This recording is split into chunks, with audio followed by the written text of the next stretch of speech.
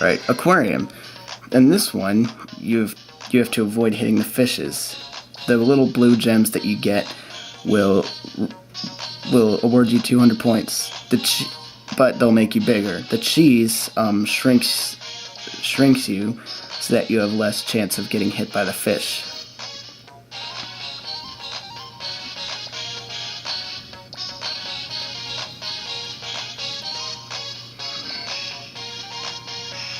Alright. And I just died. Okay. Flies. As you can see by the frog and the fact that it's saying flies, you can probably guess how to do this. However, it is kind of stupid. It doesn't work very well. Like, watch this. Like, if you tap, like, in front of the fly, like, the first problem is that it can't, like, catch a fly on the backlash, of the tongue. Like, if it goes back through, if it hits a fly while it's going back, it won't catch him.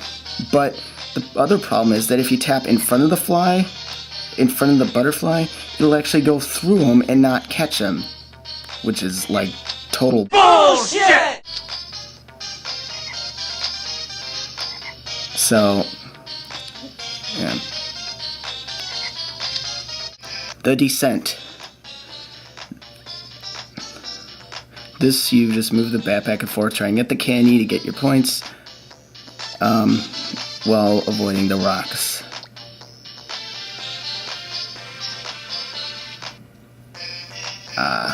And I died. Crossed wires. This is just a puzzle game.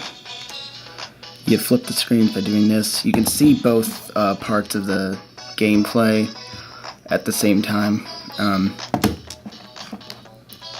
The less time you take, I guess, to finish the puzzle.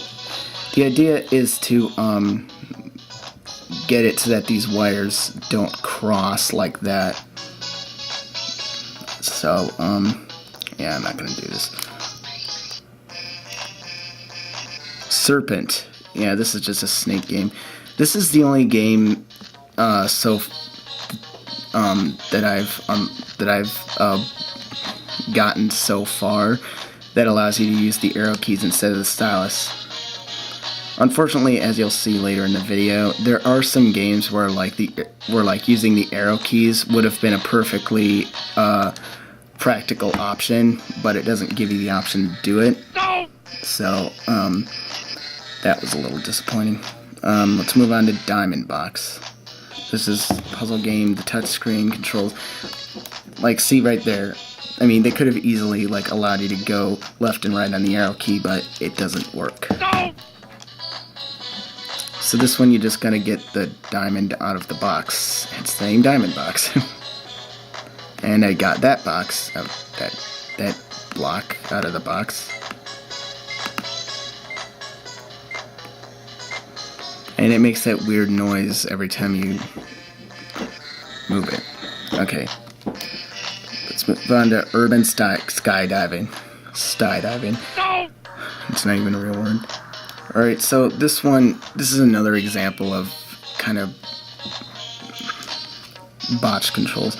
In this one, you get it, like, all your controls are on the touchscreen, and then the actual gameplay is up on the top. Again, they could have easily made that. There's, like, no reason that I see, like, oh, you gotta get through the rings and hit the parachute key right here before he hits the ground and goes splat. You have three parachuters, and you get points for each ring that you go through. But if you fall down and go splat, all the score you've got for that jump is disqualified. So, although personally I don't think the jumper would care if he got disqualified if his parachute didn't open, because he'd be dead. Bombs away! The idea here is you see the bombs right here, and there's matching ones on the touchscreen. You gotta match them to the bombs, and some of them are at different angles on the touchscreen icons other than just going straight on the screen. And if you hit a wrong one, the touchscreen goes blank for a second, so it doesn't strike any points against you. Each bomb is worth a certain number of points. I'm not sure what dictates that, or if it's totally random.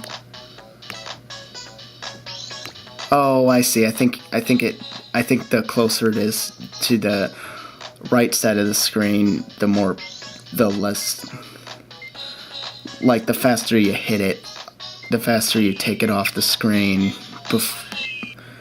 the more points you get. I see how that works. Okay, missiles. These missiles are coming down to the top screen. Now the missiles, if they hit you, the actual missiles themselves won't hurt you, but the explosions they make do, and they come to a stop right before they explode. Because everybody knows missiles will just, like will just come to a stop, and, well, they're in space, but usually missiles just keep on flying till they run out of fuel and then just stop, and they need an impact to explode. They don't just run out of fuel and just, like, explode as soon as they run out of fuel, unless they're in a gravity environment, in which case they'll slow down and hit the ground. But in space, they would just hang there in space. They'd just be floating there in space as a hazard, kind of like water mines in the sea. And I'm just gonna die on purpose. Alright. Serenade. In this one, you've gotta catch the flowers that are being thrown down from the windows above, while avoiding the boots, the TVs, and I think there's something else. There's I don't know, the frying pans. They must really hate you if they're actually throwing their TV at you to get you to go away. Because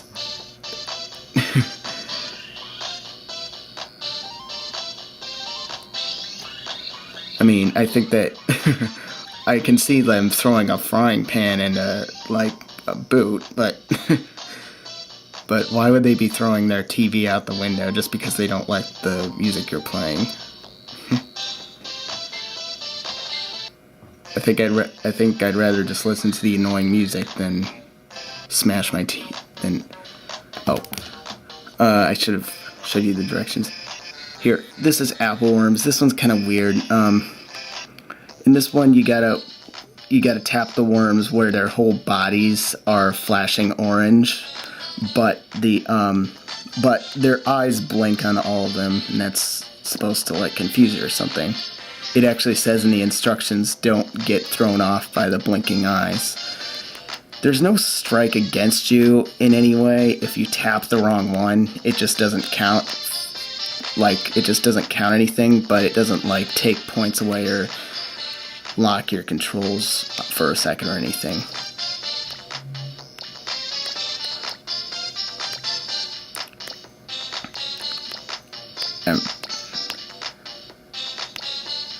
This is really weird.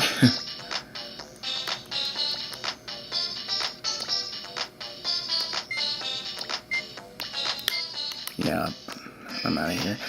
Romeo's plan. This one's kind of weird, and you have to hold your machine sideways to do this. Juliet is up there, and you gotta tap this to set your angle. I'm gonna set it like this, and I'm gonna set the power there. And yay! No! Ouch. And Romeo just catapulted himself right off the screen, and then, like, alright. We're gonna have to make this a 3-part video, I guess. Holy cow.